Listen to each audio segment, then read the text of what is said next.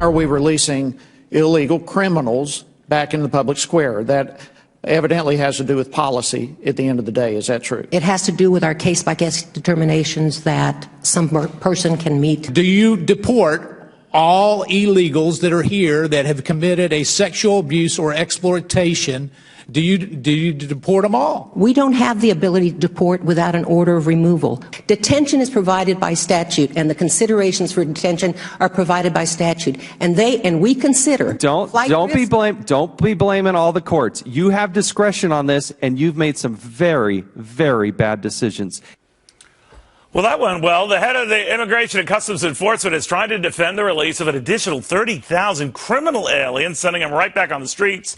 And Arizona's Pinal County Sheriff Paul Debu is back on a tear. Now, Sheriff, you were dealing with this firsthand. Tell me about it. Yes. Well, they released close to 500 just in my county alone. We knew 2 of them that were charged with murder, over a dozen that actually convicted of sexual assault or rape, child molestation charges, all of these, and they just summarily released them.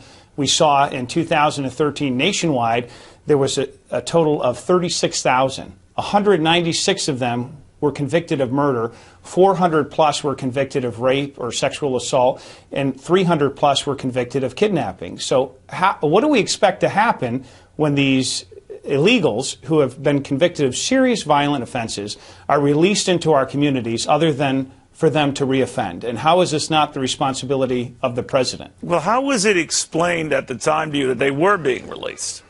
Well, initially they said that the sheriff's making this up. And soon after they admitted, well, we released a couple hundred in Pinal County. And then they admitted, well, a week later, 2,228. Their plan was to release 10,000.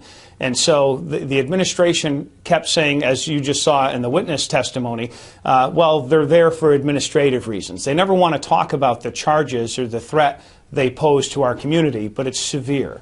All right. Now, I thought the rule of thumb, Sheriff, was, all right, we're slow getting these people deported back, but that if they had any criminal past, or they even got so much as a traffic violation, they're hauled out of here. Now, if you're right, and we've gone through some of the numbers here, we have a number of murderers, of manslaughter, we have vehicular homicide, a dozen cases of vehicular homicide, bank robbers. I mean, it's a pretty big list. And each and every one stayed. Well, here, the excuse they're using is their country of origin doesn't want them back.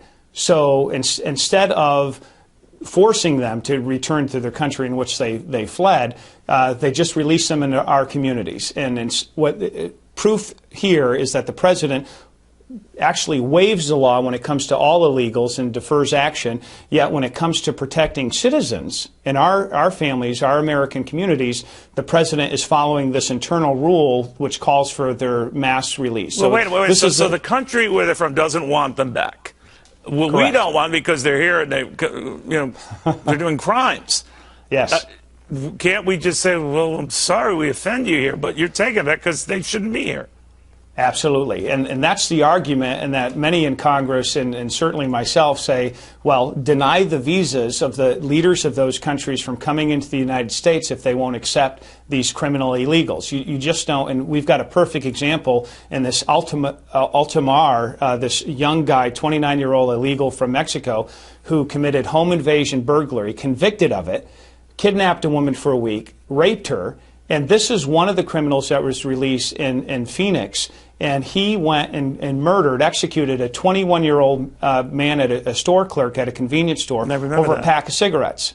This is outrageous. Do we keep track of the 30,000 that are released? If we know now they're released out on the streets and, every crime known to man or whatever, is anyone, obviously you have a limited resources, who's keeping track of these guys and where the heck they are now?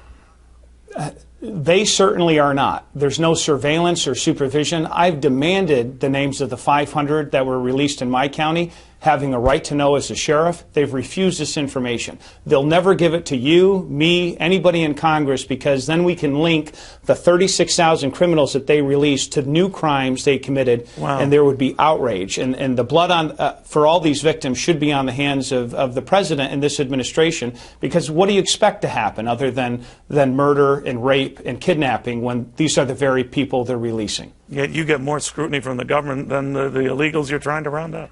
Sheriff, Yes, sir. thank you very, very much. Good seeing you. Thank you, Neil.